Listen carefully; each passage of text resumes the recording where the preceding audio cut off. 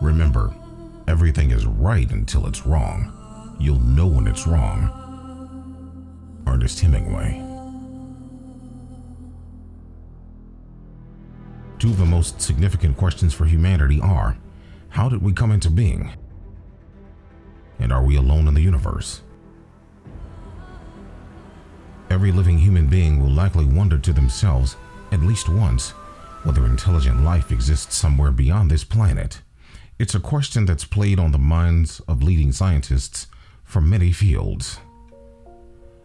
The mist-shrouded origins of our species and the creatures that preceded our arrival have led to 1,000 different creation myths and dozens of religions. Scientists in various camps offer their own competing theories for the first emergence of life on Earth and the process of our evolution. The origin of the human race has probably been one of the most debated issues in our history, as well as in evolutionary biology over the last few decades, and controversy about the origin of human beings continues to rage even today, nearly 150 years after the publication of Charles Darwin's The Origin of Species. So where did humans come from? Creationism and evolution are two popular theories of how humankind came to be. Advocates of the creationism perspective continue to argue that the biblical story of creation, in which we were created in an instant by a god, is as viable and as valid as the evolutionary perspective, while scientists largely assume that the argument should be over and that the evolutionary explanation is supported by scientific evidence.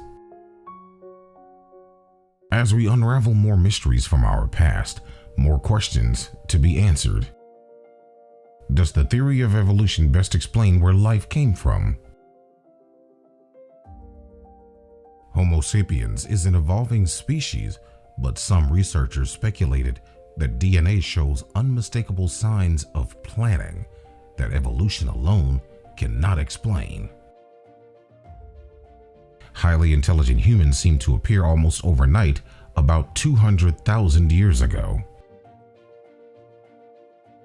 So how did we process so quickly from primitive apes to highly advanced beings?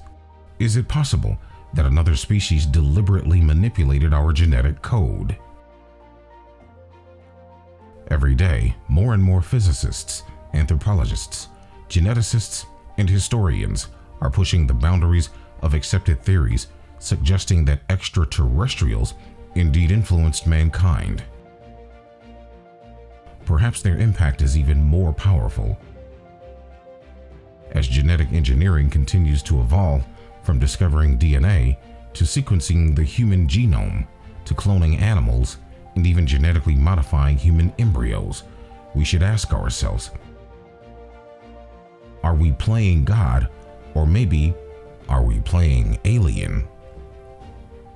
So, if you're among those people who wonder what would be the possibility that a more intelligent life form played a role in developing our DNA, stay tuned as we'd like to share with you some of the remarkable discoveries being discussed in the scientific community, so you can develop your own opinion about if our genetic makeup is more than just a random hand of cards.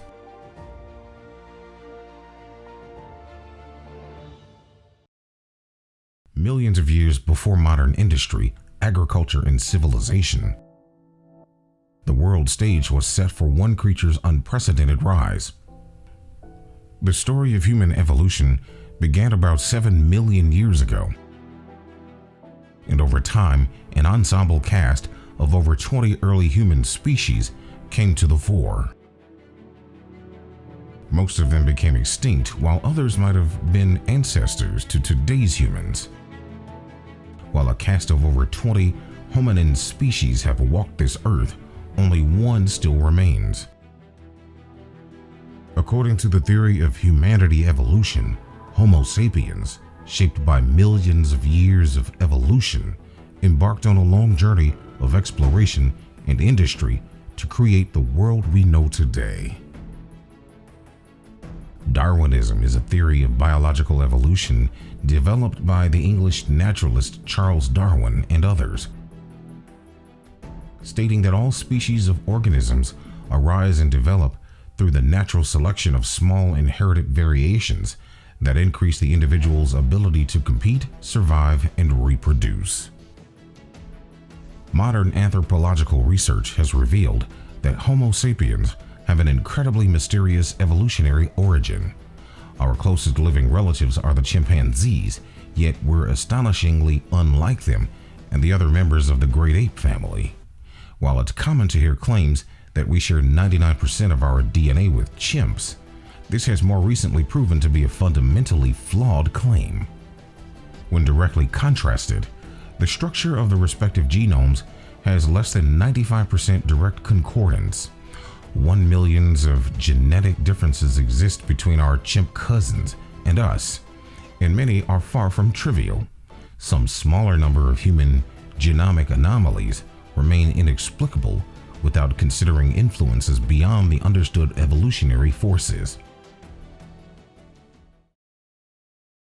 The missing link is a term often thrown about by the media to describe fossils that are believed to bridge the evolutionary split between higher primates such as apes and humans. The term missing link was first used in 1851 by Charles Darwin's mentor, Charles Lyell, to describe samples of fossils he'd found. 8 years later, Darwin published The Origin of Species, in which, contrary to popular belief, he never used the term while describing his theory of human evolution. Over the years, many missing link fossils have been revealed to be hoaxes, and the most famous was the Piltdown Man. In 1912, a skull and jawbone found in a gravel pit in England were declared by scientists to be concrete proof of the connection between humans and apes, the missing link. But the Piltdown Man was not the long-awaited missing link, as more than 40 years later, the Piltdown Man was proven to be a fraud. It was nothing more than the lower jawbone of an orangutan combined together with the skull of modern human. According to Darwin's theory of evolution, natural selects traits that will give species an advantage. If we compare primates and today's humans, we can see that primates are much stronger than us. Not just that, but they also have much better night vision and walk more efficiently. These are all advantages, beneficial adaptations that should have been passed on to future generations and versions of the species, according to Darwin's theory. Maybe we can say that we didn't need all of that, because we have larger brains. We're smarter and more intelligent. Actually, Darwin's theory says we should have both, intelligence and strength, that would clearly give us even bigger advantage over every other species on the planet. It does make sense, according to Darwin's theory, that we might sacrifice our ability to eat, drink, and breathe all at the same time in exchange for the ability to speak.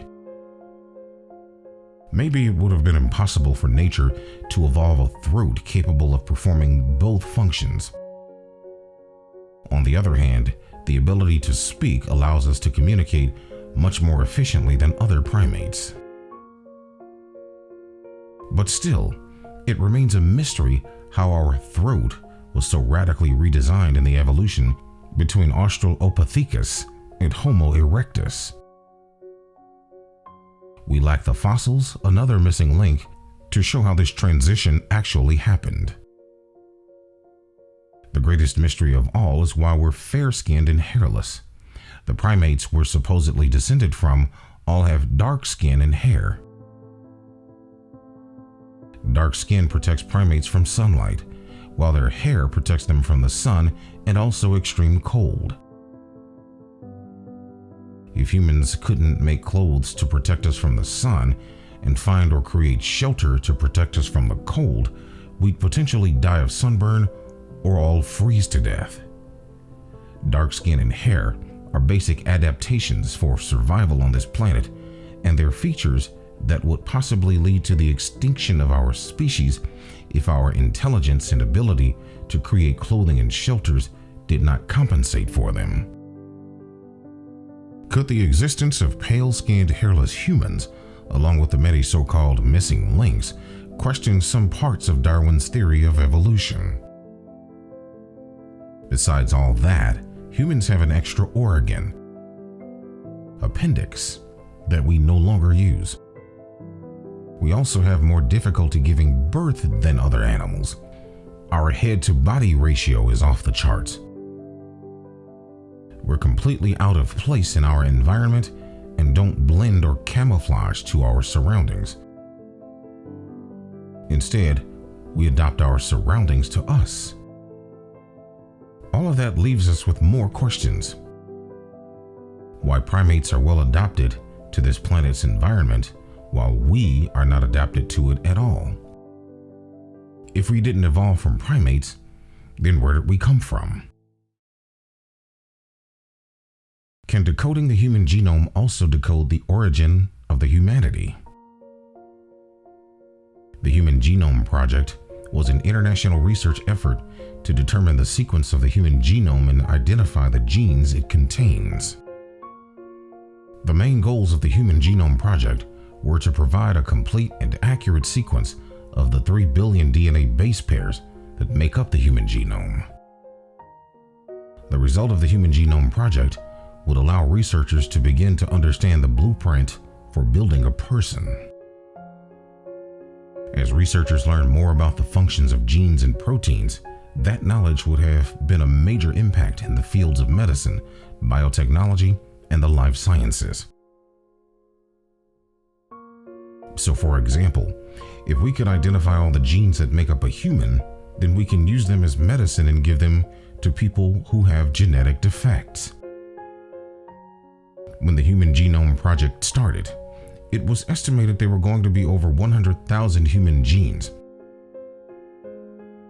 Science got all excited about it. Guess who else was interested in? The pharmaceutical industry. Why? 100,000 genes means 100,000 new drugs. As they started with the project, they recognized one important fact in evolution. There's an ancient picture of what is called the tree of life, or universal tree of life. And on that tree are presented the organisms on this planet in a hierarchy of more advanced and more advanced organisms. The bottom of the tree makes the most primitive organisms on the planet, bacteria, to the top of the tree where presumably we are located, man. So before they start to work with the human genome with over 100,000 genes, the scientists had to test out the mechanism of counting how many genes are present in an organism. To do that, they decided to start with more primitive organisms with fewer genes, as it would make it easier for them to see how many genes were in the genome of that organism. The first organism they worked with was a miniature worm, less than a half millimeter in length. Very primitive organism. It turns out it had about 20,000 genes. That was exactly what the scientists expected. A small primitive organism, less number of genes. More up to the tree, more complex life forms. It will be a greater number of genes. The next organism they checked the genome on was profoundly more complex than the worm. It was the fruit fly. But when they did the genome, they were shocked, as this very complex organism had approximately 15,000 genes, 5,000 less than the primitive worm they studied first. That didn't cause them to stop. They continued, and the Human Genome Project was completed in 2003 when the results came out. And it blew everyone's minds, because they started with the expectation that there were going to be over 100,000 genes. And how many did they find? 20,000 genes, the same number of genes in a 1,271 cell miniature worm as there are in a 50 trillion celled human body. The conclusion is that reading the genes does not determine the character of evolution. Genes are not the measurement of evolution. And now we have to take another look and ask ourselves, what is evolution based on if it's not based on the genes? In 2013, physicist Vladimir I. Sherbak of the National University of Kazakhstan and astrobiologist Maxim A. Makukov carried out a mathematical analysis of the human genome, and they claimed that in human DNA, there's a mathematical code so sophisticated it simply cannot be explained by an evolution process. They claim to have found the use of decimal notation, logical transformations, and the use of the abstract symbol of 0 in DNA code. The research, published in the science journal Icarus, pointed out the human DNA is ordered in mathematical and it is perfectly ordered patterns of ideographs, which means our DNA uses symbols to express physical concepts similar to how we use them to convey the language. Assuming that it was somehow created randomly by nature, the Kazakhstan scientists also suggested something radical: that humans may have an extraterrestrial stamp embedded into our genetic code, a mathematical message that would not be explained by Darwin's theory of biological evolution. That would be something like a possible intelligence signal within the human genetic code. So if that was true, it would be similar to when SETI, in 1977, received an unknown and strong radio signal from space, the mysterious WOW signal. Their radical theory suggests our bodies are waiting for a signal from those creators, and when we get it, our biology will know. Perhaps that makes sense for SETI to expand the scope. As per those scientists, one of the suggested alternatives to radio is the biological media, as they believe there is a possible intelligent signal within the human genetic code. Genomic DNA is already used on Earth to store non-biological information. Though smaller in capacity but stronger in noise immunity is the genetic code. Once fixed, the code might stay unchanged over cosmological timescales. In fact, it's the most durable construct known. Therefore, it represents an exceptionally reliable storage for an intelligent signature. Makukov and Sherbak contend that life throughout the galaxy may have been spread by intelligent design, that instead of life developing as a result of random processes, maybe extraterrestrials had a hand in it. They suggest that genetic code appears that it was invented outside the solar system already several billion years ago. This idea is not new. It's a variation on the theory of panspermia, which claims that life did not arise on Earth from chemicals, but was seeded from life elsewhere in the universe. But of course, that begs the question, even if the genetic code is ultimately considered the handprint of an extraterrestrial grand designer, then who designed the designer? To know that we know what we know, and to know that we don't know what we don't know, that is true knowledge. Nicholas Copernicus.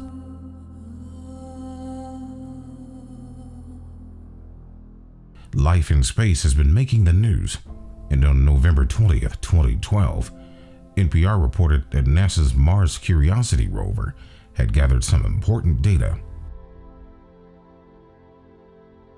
The principal Mars rover investigator, John Grotzinger, claimed this data was going to be one for the history books. It's looking really good. He refused to give any more details because his team had to confirm their findings. Shortly thereafter, NASA tried to downplay his statements, stating it was the mission which was historic rather than a specific finding. Despite this backtracking, some speculated that organic compounds had been found, and others that it was life that had been discovered. 2 weeks later, on December 3rd, NASA confirmed Curiosity had found organic compounds, but it was still uncertain whether they were indigenous to Mars or had been brought by curiosity. Most of the speculation had suggested that organic compounds were the historical finding.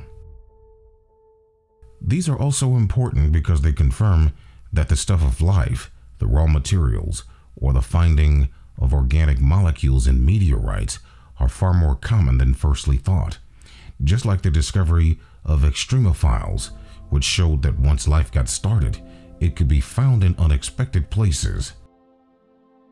The advances in the search for extraterrestrial signs of life suggest that the stuff of life, and hence life, could be commonly found throughout the universe.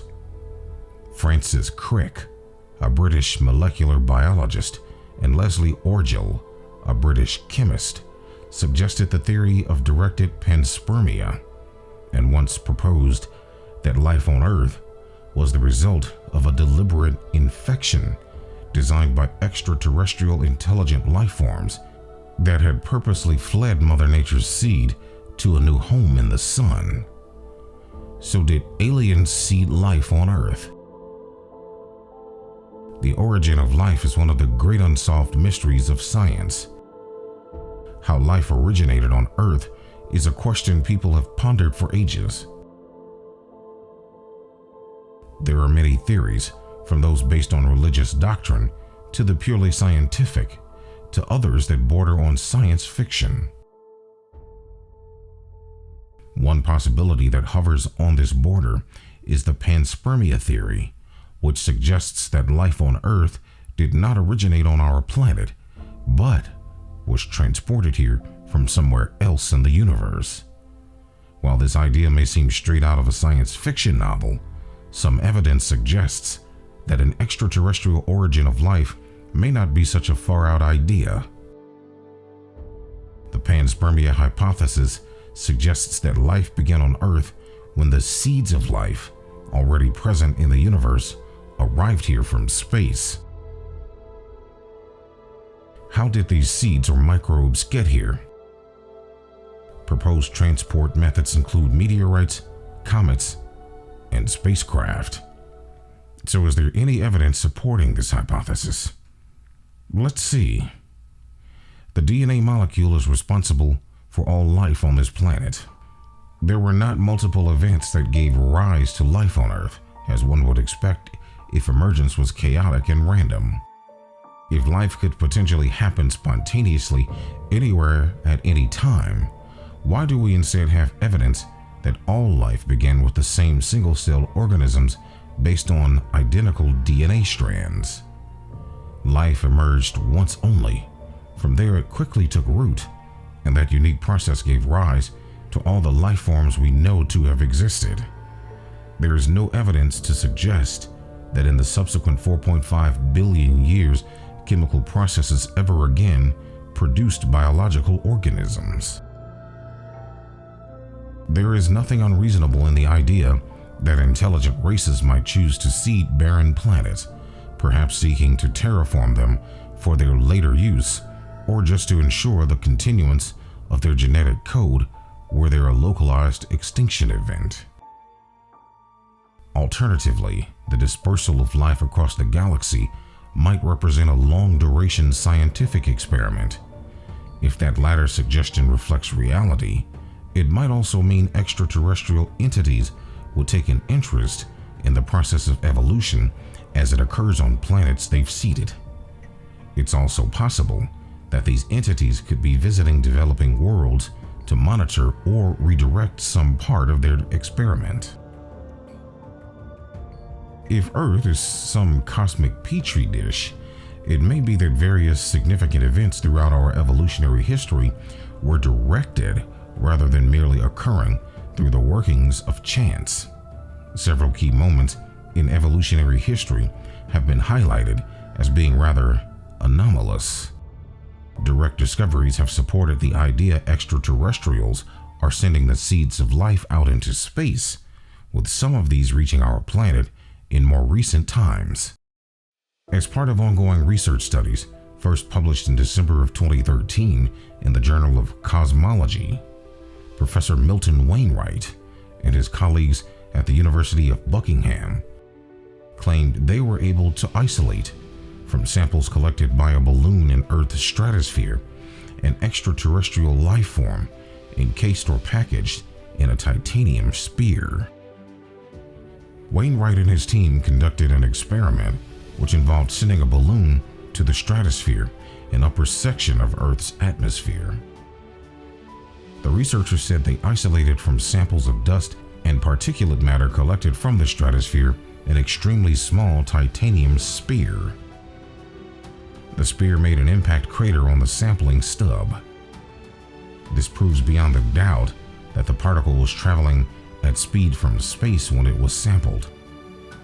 They asked their critics to point to a mechanism that can elevate material from Earth to heights of 22 to 27 kilometers and magically sieve out all of the biological and non-biological material to leave only the unusual biological entities they found, these being between 10 to 300 microns, sizes which, according to atmospheric physicists, are too large to be carried from Earth to the stratosphere. The collected sample of small microscopic sphere was about the width of a human hair and made of titanium and vanadium. This particle had threads of life on the outside and a gooey biological liquid shooting out from its center.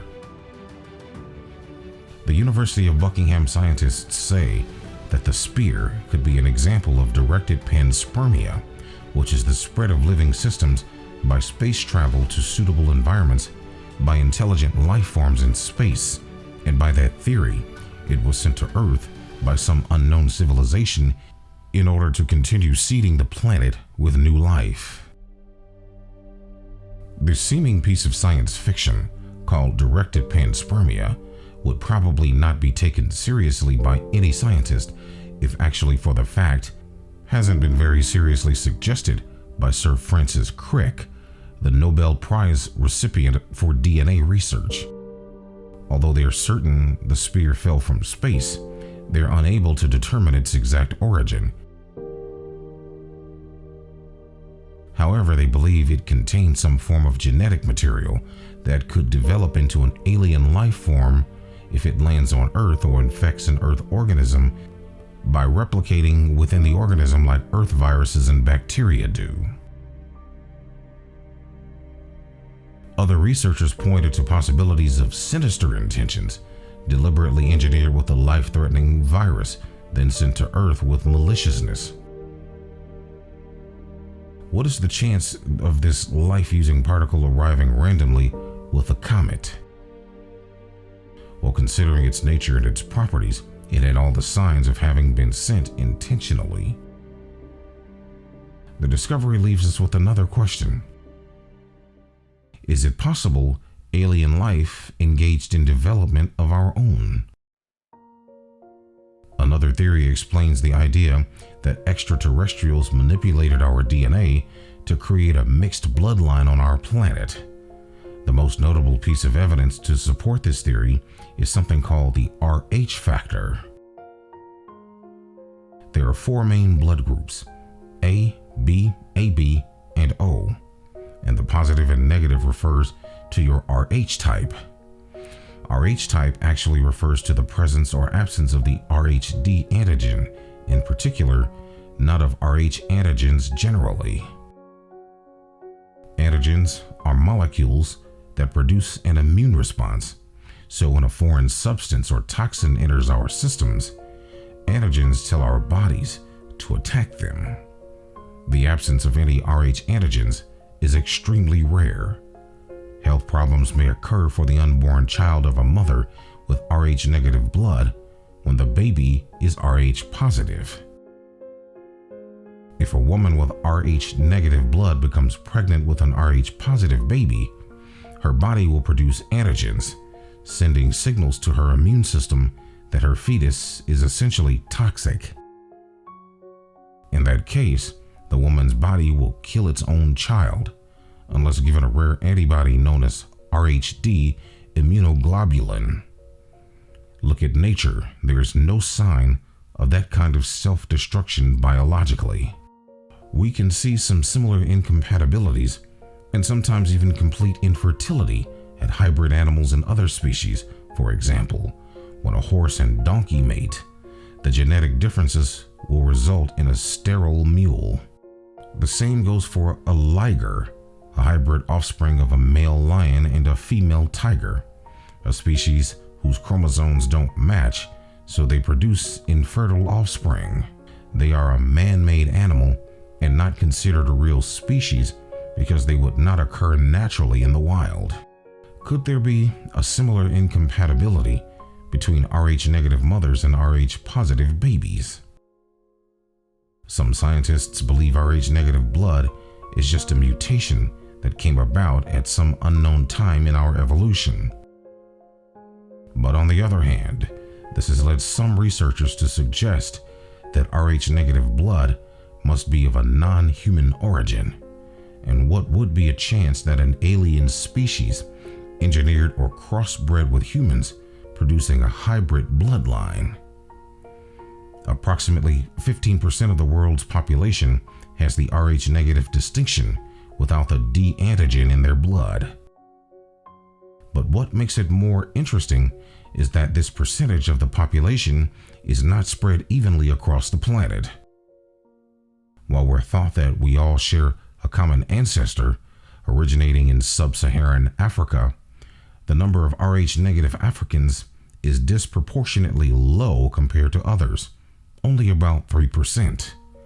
That proportion is even lower in Asia, where only about 1% of the population possesses this very rare blood type.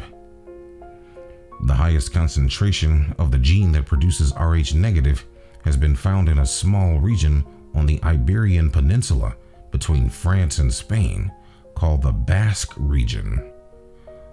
Almost up to 40% of the population is Rh-negative, and that's not the only distinguishing feature of the region, as they're also the only people of Western Europe who continue to speak an indigenous Indo-European language not spoken anywhere else in Europe. That language is not just isolated to that region, it's also completely unrelated to other European languages. People with Rh-negative blood are more prone to have a lower body temperature, higher than average IQ, higher blood pressure, red hair, and sensitivity to sunlight, according to studies. A lot of people who have had ET experiences or abduction stories seem to have a connecting value. They are often Rh-negative. Even though the Rh-negative blood type could be just a mutation that became common in some populations, there's no rational explanation why a pregnant woman's body would destroy its own creation unless nature maybe endured some tampering.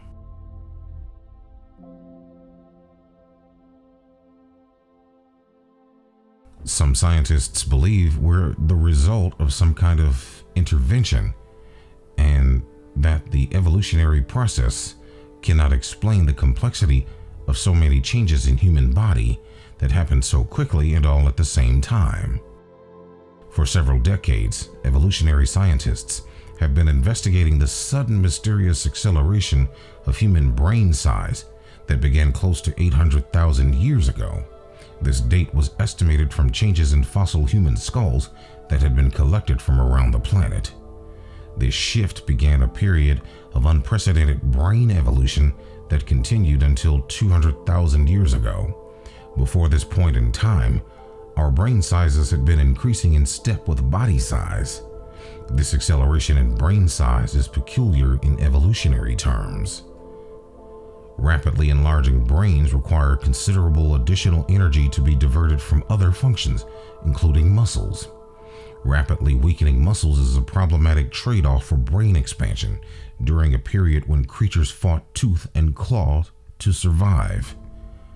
Creating an upgraded human species with higher brain capacity would inevitably involve some extreme challenges. One of the most immediate is how to get a significantly larger head to fit through the existing narrow birth canal. If all subsequent generations of babies cause the death of mothers in childbirth, the experiment would soon end in an extinction event. According to some researchers who claim that humans are genetically manipulated product, it appears the creators came up with an ingenious workaround for this problem. They altered the growth cycle of the fetus so the birth would occur before full development to infancy. On the other side, we see the majority of mammal fetuses develop to a high degree of maturity in the womb before birth. This provides the advantage of young animals being able to reach a reasonable level of self-sufficiency short time following delivery. Many mammals produce young able to walk within hours of birth, and within a few weeks they're able to supplement mother's milk with the food they forage for themselves. Mobility also allows young animals to potentially evade predators or flee from other dangers. But in our cases, things couldn't be more different for human babies and the development stages they pass through. Human infants are born while still in their development to infancy stage. We can observe this in the fact that the bones of the skull have not yet fused, and in the lack of spinal strength, they can't even safely support the weight of their own heads. Our offspring are incredibly dependent on their mothers for sustenance. It takes a further 6 months for the infant's neck muscles to become sufficiently strong and for the first attempts at crawling to begin. All the while, the human brain growth continues at an incredibly rapid pace. Being born while still in development to infancy stage allows our species to have a lengthy period of rapid brain expansion beyond the womb, sparing a mother from additional pain or extremely high chances of death during childbirth. It must be pointed out here that human mothers still must go through the most painful and dangerous birthing process of all mammals. On the contrary, while evolution favors low-risk, easy deliveries, humans have a 1 in 1,000 chance of bearing a child too large to pass through the birth canal. Almost all instances of human childbirth require some level of assistance, and with it, a painful process. We see that most of the apes and monkeys give birth within 2 hours, whereas first-time human mothers will suffer for an average of 9 hours. Clearly, something went very wrong with the standard evolutionary winnowing out through natural selection, reversing many of the gains made by our primate ancestors. After a longer pregnancy than other primates, our offspring then have a substantially elongated infancy. Walking takes about 18 months to unfold, and speech typically begins at approximately 2 years of age. The first words come concurrently with the fusing of the bones of the skull. This marks the end of the development to infancy stage, throughout which children are astonishingly vulnerable. After that begins an incredibly long period of childhood with continued parental dependency. This slow maturation is hardly beneficial to increasing the active population. Within this same period, many of our fellow mammals have completed their entire life cycles, having produced dozens of offspring. Many mammals will be already heading into their senior years and physical decline. Even after all these years have passed, a human is not fully developed either physically or psychologically. The continuous mystery of the human brain and how it doesn't fit properly into the accepted timescale of the theory of evolution is perhaps why scientists from the University of Chicago have attempted to propose that the evolution of the human brain was a special event. That was the moment, or relatively short span of time, in which the evolution of the human brain was somehow dramatically increased. In 2004, Professor Bruce Lahn from the University of Chicago published results of the long-term study of the journal Cell, suggesting humans evolved their cognitive abilities not owing to a few sporadic and accidental genetic mutations, as is the usual way with traits in living things, but rather from an enormous number of mutations in a short period of time. Seemingly overnight, in the fossil record, modern humans showed up with the advanced brain, body, and nervous system, leading to the extraordinary capabilities that make us who we are today. Human DNA shows unmistakable signs of planning, such as the fusion and modification of key chromosomes that cannot be explained by evolution. The origin of human chromosome 2, the second largest chromosome in our bodies, has been scientifically determined to be the relic of an ancient fusion of primate DNA. Following this mutation, the new chromosome was modified and stabilized with a precision that, some say, it cannot be attributed to evolution. 200,000 years ago, the first modern humans appeared on Earth. But there's something special about the way our brains look today. Human skulls are rounder, faces smaller, and more retracted into the skull. It's a bit different from the way our ancestors looked more than 100,000 years ago. In 2018, the team at the Max Planck Institute for Evolutionary Anthropology in Germany published their research in the journal Science Advances, saying there's something distinct about the way our brains and skulls look now, and it's likely developed around 40,000 years ago. What they pointed out about the find is that our brain shape changes track almost perfectly with the development of modern behaviors like carving tools, planning, developing self-awareness, languages, and even the first cave drawings. In other words, that so-called Great Leap Forward of around 40,000 years ago happened exactly around the time we were getting comfy in our newer skulls, and also at the time when Neanderthal man mysteriously became extinct around 40,000 years ago. What's the possibility that some kind of special event occurred between 40,000 and 50,000 years ago and made us as we are today? Could that explain how human culture went from primitive caves to sophisticated civilizations?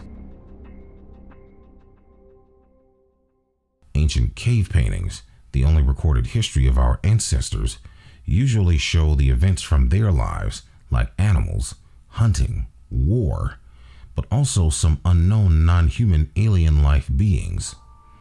All around the world, archaeologists discovered prehistoric artwork of what appears to be extraterrestrial beings. Could these paintings be a visual record of alien encounters in the distant past? If we consider those studies about the evolution of the human brain as a special event, and what our ancestors were indicating from their history, don't you think that the possibility of an alien interference makes more sense than a random mutation which created man from ape overnight? Darwin's theory of the evolution of man states that we evolved from apes over millions of years, and our intellectual abilities were driven into existence by natural selection. That's the most accepted theory of the evolution of man by the scientific community. But some parts of this theory are a bit confusing. If our ancestors started using their hands to make tools when they began walking on 2 feet, there should be slight changes in our ancestors as the evolution happened slowly over a long period of time. He believed that when our ancestors began walking on 2 feet around 6 million years ago, they started using their hands to make tools. But if evolution happened slowly and over a long period of time, there should be slight changes in our ancestors. The evidence shows something different. About 6 million years ago, one of our ancestors stood up right and began to walk on 2 feet. Then no change for 4 million years until, according to fossil records, the earliest stone tool making had been developed at least 2.6 million years ago. Then once again, no advances for more than 2 million years until only a short time ago, around 200,000 years ago, Homo sapiens suddenly appeared. That cannot be called a small change. Let's take a look at evolutionary charts. Are they misleading? It could be, as they show the evolution of man without showing what has actually been discovered. If we compare the actual fossils, it's clear there's no transitional species from ape, like a creature which existed for millions of years, to today's human. Do you think we should be more likely to find more recent fossils than the ancient ones, like the world's most famous early human ancestor, the 3.2 million year old ape Lucy?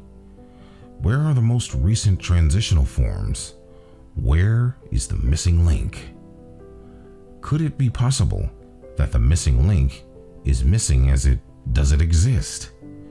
Let's take crocodiles as an example, as they haven't changed at all in at least 65 million years. Considering that, what could be the chance that the missing link doesn't exist because of genetic modification done by a more advanced life form who's responsible for the great leap forward in our intelligence? Could this theory also explain why there are so many different races or versions of humans in only a few 100,000 years? All truths are easy to understand once they're discovered. The point is to discover them. Galileo Galilei.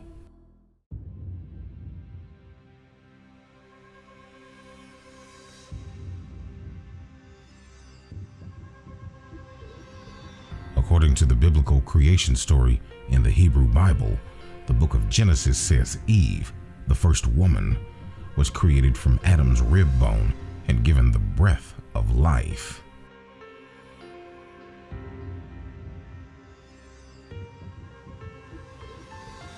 In recent years, there's been an extraordinary leap in knowledge of the human genome as the advances in genetic technology and human genome research rapidly progressed.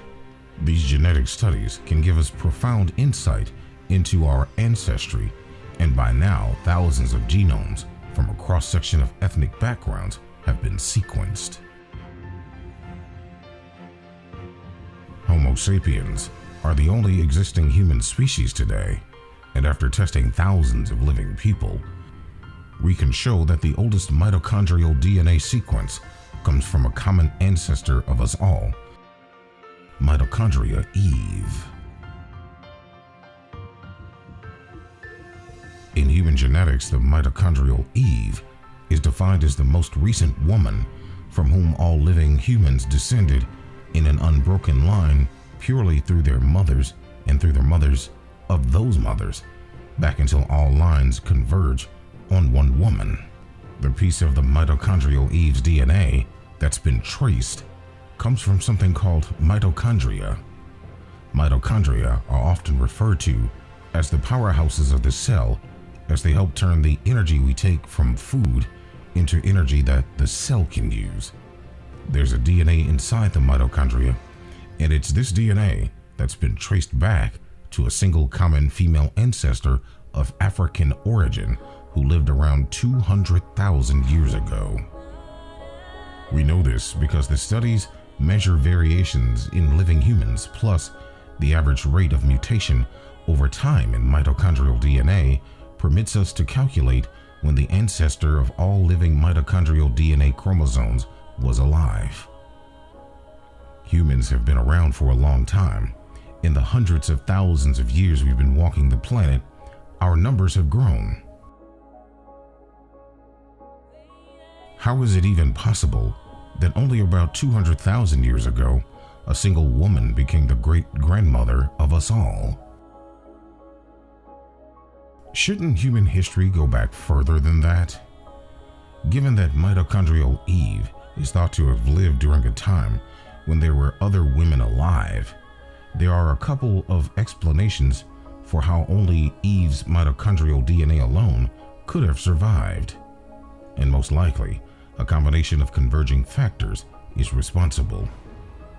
The likeliest possibility is that an evolutionary bottleneck occurred among humankind while mitochondrial Eve was alive. This is a situation where a large majority of the members of species suddenly die out, bringing the species to the verge of extinction.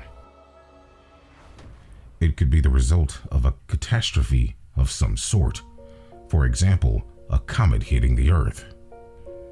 One hypothesis about recent human evolution advocated by Professor Stanley Ambrose of the University of Illinois, suggests that we came very close to extinction because of a volcanic winter that occurred around 71,000 years ago. He believes that the event that caused the near loss of our species was the eruption of Mount Toba in Sumatra, reducing population to only about 15,000 people on the entire planet. The volcanic winter lasted about 6 years and was followed by 1,000 years of the coldest ice age the planet has ever seen. Afterward, just a few members of the population remained to repopulate the group and continued to evolve. Bottlenecks are suspected to have taken place at different times in humanity's history, so it's not a far-fetched notion that an event like this could have taken place during Eve's lifetime, creating a genetic bottleneck. These genetic studies found that the lineage of all people alive today falls on one of two branches in humanity's family tree that came from mitochondrial Eve. One branch is entirely African, the other contains all other groups, including some African lineage. Although this new method of determining genetics answered many questions, and even more impressively, the geneticists concluded that every person on Earth right now can trace his or her lineage back to a single common female ancestor. These methods have actually opened up Pandora's box, leaving us with some mysteries that still remain unexplained. Why did humans evolve from two entirely different pathways? And how come, after millions of years, all of a sudden so many races evolved within such a short period of time? Millions of miles away from the Earth, in between the orbits of Mars and Jupiter, hundreds of thousands of asteroids orbit the Sun in what is known as the asteroid belt. In the 18th century, Johann Titius, a German astronomer, noted a mathematical pattern in the layout of the planets and used it to predict the existence of one between Mars and Jupiter. Everyone was wildly excited by the strange gap between Mars and Jupiter. Soon after, 25 astronomers organized a group known as the Celestial Police, searching for the missing planet. But instead of a planet, they found what appeared only to be pieces of one. This area is known as our solar system's asteroid belt. That belt is a region of the solar system falling roughly between the planets Mars and Jupiter, where the greatest concentration of asteroid orbits can be found. There are a number of theories as to how the asteroid belt was created. Astronomers think that this belt is made up of material that was never able to form into a planet, or the remains of a planet which broke apart a very long time ago. Occasionally, people wonder whether the belt was made up of the remains of a destroyed planet or a world that didn't quite get started. However, according to NASA, the total mass of the belt is less than the Moon, far too small to weigh in as a planet. Ancient Greeks were known to observe planets quite diligently because they believed that gods traveled the skies and navigated between stars in space. All the names ancient Greeks gave to planets in our solar system are still identifiable today, and there has never been any doubt which planet was which. There's a story in Greek mythology about a planet that exploded. The planet was called Phaethon. Is it possible that our ancestors embed this event in their belief system because they actually witnessed a planet explosion and they just couldn't explain it any other way? There is the other legend saying that once in our solar system was a planet called Maldek, and it was destroyed by its own violent inhabitants eons ago. The legends also state that some of its inhabitants managed to escape and colonize Earth, and roughly 3/4 of our population are these descendants. Can we determine today what is a myth and what is an actual fact in those legends? Some people may think that the ancient Greek story of the planet Phaethon perishing in a flash could be a result of collective hallucination or stupidity of ancient Greeks. However, we should consider some material evidence that still exists there before making any conclusion whether a planet has indeed exploded in our solar system or not. If the planetary explosion occurred somewhere in our solar system in the distant past, we should be able to find the evidence of it today. This is due to the fact that the debris from the exploded planet would not vanish, as after a planet explodes, the center of mass of all debris should still circle the sun along a trajectory similar to the trajectory of the planet before the explosion. The center of mass of the asteroid belt between Mars and Jupiter is near Ceres, which is the largest asteroid in that asteroid belt. Is that a coincidence? Since explosion is a process that creates energy in all directions, the mass distribution of the debris in the resulting belt should be similar in the axial and radial directions. This is due to the elementary conservation of momentum principle. Interestingly, the size of the asteroid belt between Mars and Jupiter is similar in axial and radial directions. Coincidence? In 2018, a study from researchers at the University of Florida, published in the journal Nature Astronomy, has confirmed that the inner asteroid belt was indeed created by destroyed planets, likely several small planetoids. It's important to say that this is contrary to what's been stated by mainstream science and academics for past decades, as they were strictly denying this possibility and often called those who suggested it pseudoscientists. In fact, the consensus among mainstream scientists has been that the asteroid belt was created from leftovers from the formation of our solar system, which gravitational forces of Jupiter prevented from forming of an additional planet. So, as that has been constantly repeated by mainstream media, we can see another example of mainstream science debunking themselves once again. Of course, that has been the case through our history. That essentially what we think we know today turns out to be something completely different tomorrow. But that still leaves us with the question, why the otherwise perfectly mathematical pattern of our solar system has a vacancy? Researchers have spent decades looking for evidence of ancient water on Mars. As technology has progressed, more evidence has come to light that the red planet used to have rivers, lakes, and even oceans billions of years ago. But changes in the atmosphere have made it much colder. In fact, some of the water is still locked in polar ice caps and possibly underground. In 2015, NASA scientists announced an exciting discovery that could help them get closer to answering the questions of whether there is life on Mars. NASA has released high-tech satellite pictures which, they say, show evidence of flowing water on the red planet. Researchers have seen small streaks that change in different weather. What does it all mean? They believe that 5 meters wide dark streaks on the surface have been caused by trickling water that freezes and unfreezes during different seasons on the planet. It also means the planet could be suitable for certain types of life. It's big news because, if it's confirmed, it could prove there's potential for life there. Some researchers speculate about the possibility that ancient alien civilization once existed on Mars and was cut short by the destructive power of nuclear warfare. So what's that theory based on? It's based on something called xenon-129. The gas isotope xenon-129 is radioactive and also does not occur naturally.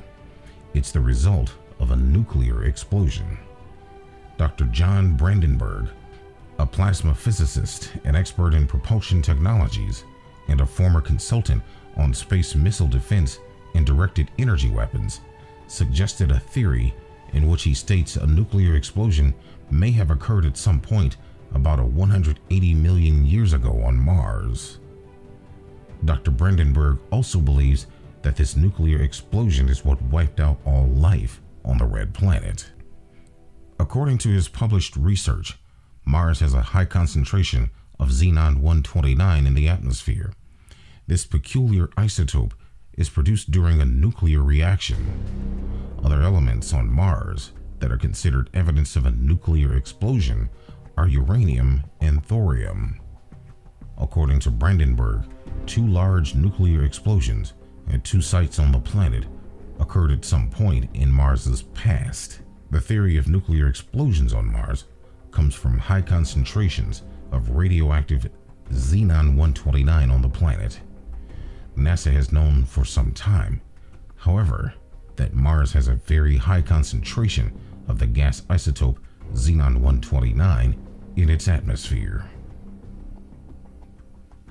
Dr. Glenn Seaborg was one of the most remarkable and influential nuclear chemists of the 20th century and head of the U.S. Atomic Energy Commission and the winner of the Nobel Prize for Chemistry. This great scientist is clear with one point: that these nuclear reactions could not have happened naturally. So, if the reactions weren't natural, the implication is that some intelligent beings caused them. You cannot teach a man anything. You can only help him find it within himself. Galileo Galilei.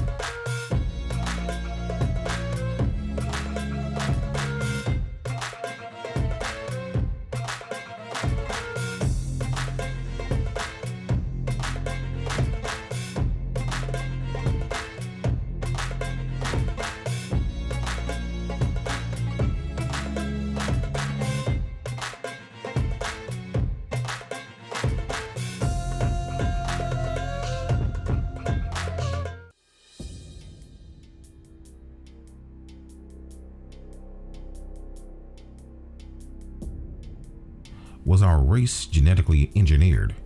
Were we created by beings from distant space to work as laborers toward unbeknown? What if the secret is lying in the ruins of a once powerful society awaiting our discovery? Could this secret uncovered in Earth's little corner of the universe be considered Genesis revisited? Zecharia Sitchin was an author of books proposing an explanation for human origins involving ancient astronauts. Known for his ability to read and interpret ancient Sumerian and Akkadian clay tablets, Sitchin devoted a lifetime to the study of ancient civilizations, ancient languages, their start, and their knowledge. According to Sitchin, an ancient advanced race of human-like extraterrestrials called the Anunnaki is the missing link in Homo sapiens evolution. Sitchin attributed the creation of the ancient Sumerian culture to the Anunnaki, which he stated was a race of extraterrestrials from a planet beyond Neptune called Nibiru. The Anunnaki arrived on Earth 450,000 years ago looking for minerals, namely gold, which they began mining in Africa. This is derived from multiple discoveries of ancient mining tunnels in South Africa, as well as relics and links to the Sumerians. When Anunnaki miners became displeased with working conditions, it was decided that Anunnaki genes and Homo erectus genes would be engineered to create slaves to replace the miners. So the Anunnaki created the first humans as a slave race to mine gold, thus beginning our global traditions of gold obsession, slavery, and God as dominating master. The Anunnaki created us using pieces of their own DNA, controlling our physical and mental capabilities by inactivating their more advanced DNA. Could that explain why only less than 3% of our DNA is active? Ancient Sumeria, the land of civilized kings, and according to mainstream scholars, the cradle of civilization. Sumer flourished in Mesopotamia, now modern-day Iraq, around 4500 BC.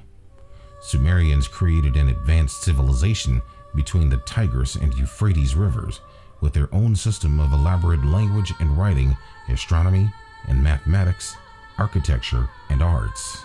The Sumerian language is so far the oldest linguistic record.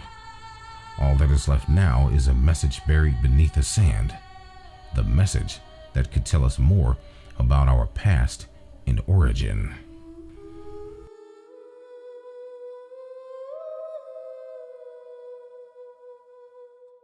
The Garden of Eden, also called Paradise, is the biblical Garden of God described in the book of Genesis.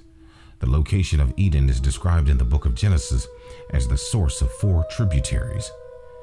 The book of Genesis clearly lists the 4 rivers in association with the garden: Pishon, Gihon, Chiddekel, and Pirat.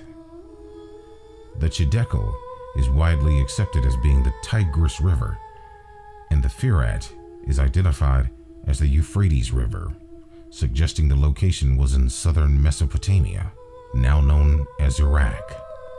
So what is the connection between Sumer, the cradle of civilization, the Garden of Eden, and our origin? Archaeologists and scholars have been researching for centuries in this area of the world, hoping to provide the biblical stories of the Garden of Eden. The Ziggurat of Ur, a massive 4,000-year-old temple pyramid and one of Iraq's most famous archaeological sites, is rising from the desert near Nasiriyah. It was a place of an ancient Sumerian city. In 1849, during excavations at the ancient cities of Sippar and Nippur, northwest of Ur, thousands of Sumerian cuneiforms were found. An English archaeologist, Sir Austin Henry Layard, discovered about 20,000 Sumerian and Akkadian tablets, and amongst all the tablets discovered, about a dozen were talking about the Garden of Eden. Anton Parks Simero, Akkadian researcher and author of 8 books regarding Sumerian translation, originated the theory that the Sumerian language is a coding system. He believes for hundreds of years we've been translating Sumerian tablets wrong. Jerry Zeitlin, an American scientist from the University of California, who worked on the SETI project for many years and collaborated with NASA, was very interested in the Sumerian translations. He provided Anton Parks with 10 tablets found at Sippar to check symbols one by one. Anton noticed the difference between existing translations, one translation saying one thing, the other saying something completely opposite. He was persistently researching on Hebrew, but nothing was coming out of it until, completely by chance, he came across a Sumero-Akkadian lexicon and finally, slowly, started to translate the tablets. The results of Anton Parks' translation was a completely different version of the Garden of Eden than we've heard before. In biblical text, paradise is described as a heavenly, beautiful place on earth. This word comes from the Greek paradisos, translated the Persian paradisa, and this literally means enclosure for wild animals, not paradise, a term that was later transcribed as garden during the Hellenistic era. The original translation in the Sumerian tablets says, "The men who serve the gods work for them in the garden and are treated like animals." This is a very clear and repeated theme. They are slaves who serve the divine community. The Hebrew text says that the humans seemed happy in this so-called paradise, but the Sumerian cuneiforms describe a different kind of paradise that was, in fact, more like a concentration camp. According to Anton Parks, these 10 tablets tell the Sumerian version of how the Garden of Eden was created. Based on his translations, when the Sumerian gods arrived on Earth, they settled on the mountain in Mesopotamia in order to create a colony and be better able to survive. Apparently, they suffered some sort of damage and ended up on this mountain because of a war.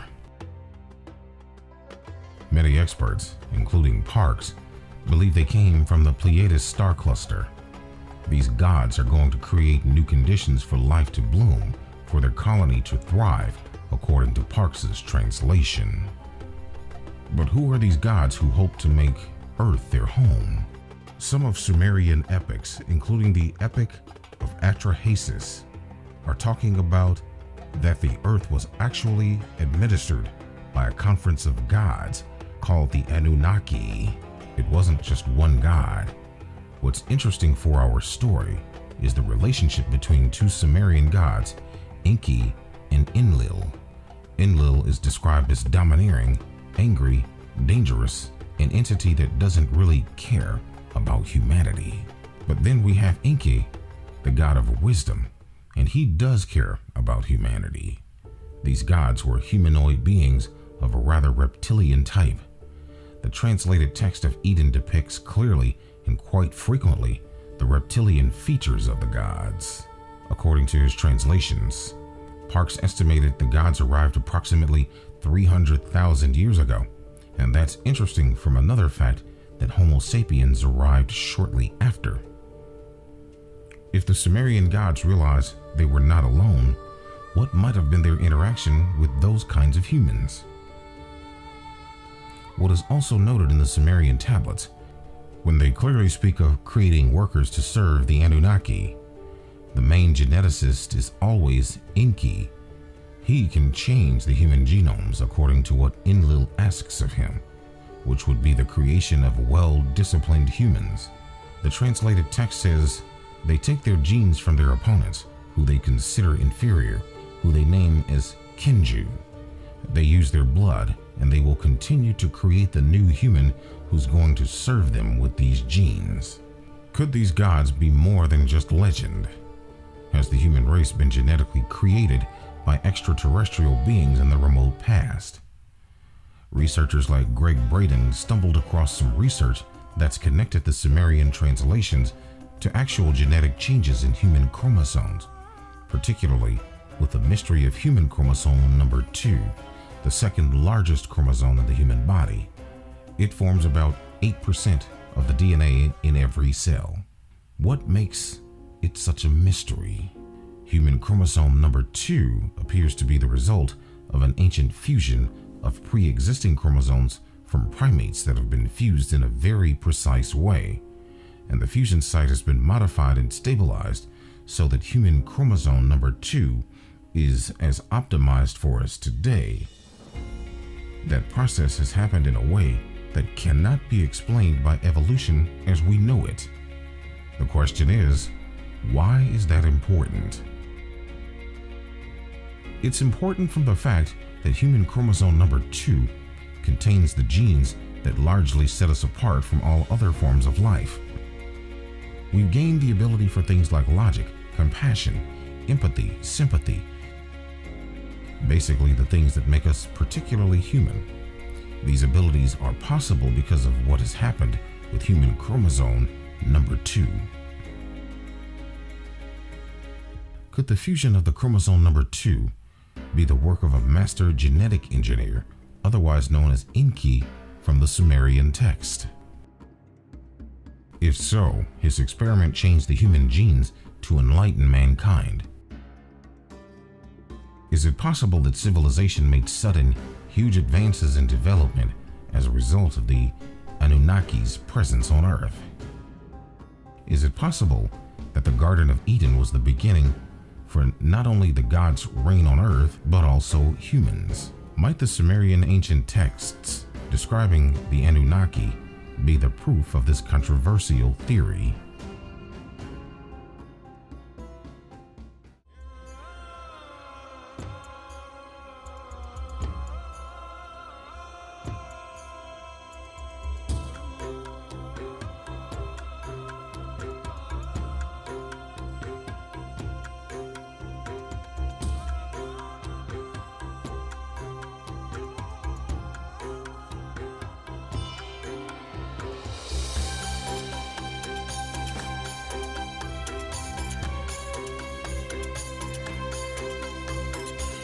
untouched by tomb raiders through the millenniums.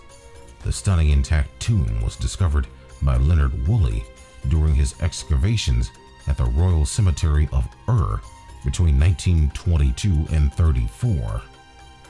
It was a magnificent underground burial complex of a mysterious Queen Puabi and her 52 attendants who followed her to afterlife. Queen Puabi died while in her 40s around 4,500 years ago during the first dynasty of Ur, and it was determined she was a Nin, a Sumerian term which means goddess. Zecharia Sitchin was convinced that Queen Puabi is genetically related to the Anunnaki, and if that was true, then her mitochondrial DNA would be the evidence of the genetic engineering of humanity by Anunnaki scientists. His dying wish was that the skeleton of Queen Puabi would be tested by geneticists to determine if her mitochondrial DNA could be recovered and compared to normal human mitochondrial DNA. He suggested the Anunnaki tinkered with our DNA to enhance our intelligence, but held back the full genetic potential of the aliens' DNA. According to Sitchin, the ancient myths suggest that whoever created us deliberately held back from us a certain thing, genes, DNA or whatever, not to give us health, longevity, and the immortality that they had. So what was it?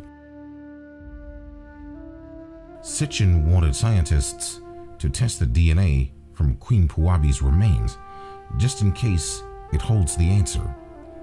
Maybe by comparing her genome with ours, we would find out what those missing genes that they deliberately did not give us are.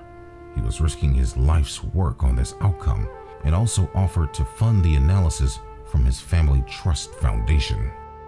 The Natural History Museum in London says that any request to conduct DNA tests on Puabi's remains would have to come from a researcher with recognized experience and skills in this field, or with access to the necessary facilities required to undertake ancient DNA analysis. To date, the museum has not received a request from a researcher with recognized experience and skills in this field, or with access to the necessary facilities required to undertake ancient DNA analysis. Even if his claim is being considered ridiculous, one has to wonder why the Natural History Museum in London didn't give away to such an investigation, either to show that the mainstream scholars are right concerning the Anunnaki, or to have a spectacular result in scientific research. Will we ever find the answer to these questions? Only time will tell. Many documented findings that have been excluded from mainstream and academic archaeology could potentially hide the secrets of our origin.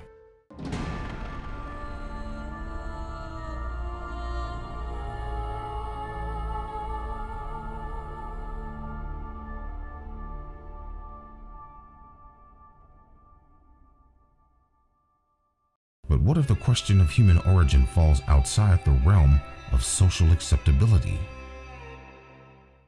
We need to start asking new questions to challenge the viewpoints of mainstream scientists, to discuss the findings that could disrupt the widely accepted story of human origins, and collect more evidence to prove or disprove either side. And although yes, we may wonder whether or not our DNA has been somehow modified in our distant past, and we absolutely need scientific proof to declare something as a fact, there's one more thing to consider. The manipulation of the human genome is already happening. We're already doing it. From the discovery of synthetic DNA in 1967, the list of new technologies grows every day. Industrial robots, artificial intelligence, machine learning, and all of them are advancing at a rapid pace. As technology pushes mankind into the future, our scientific knowledge more than doubles yearly, and time even seems to be speeding up. After identifying and mapping all of the genes of the human genome, we had moved from an almost complete lack of knowledge about our genes to being able to read the full text of the Book of Life. Less than 20 years after genome sequencing became possible, and after completing the Human Genome Project, the scientific progress in genetics is breathtaking and sometimes scary. Today's genetic scientists are also capable of performing genome editing. In 2018, a Chinese biophysicist stunned and shocked the world by exploiting available tools to bring about the birth of genome-edited babies. So, having in mind that the published discoveries are years behind technology, especially in the military industry, who knows what's really happening now behind closed doors with the manipulation of DNA? At the end, we're finally at the point in history where we don't have to keep making the same mistakes of the past that we've seen through our history. We all know how the masses and mainstream treated the lights of Galileo, Copernicus, Newton, or Nikola Tesla. But also, there's always a group of people who think like them, creating new mindsets, who were only proven to be correct many, many years later. Are you one of them?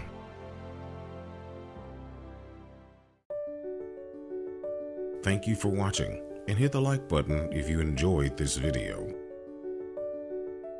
We really hope you subscribe, and if you'd like to be notified of future releases, just hit the bell button. Leave a comment.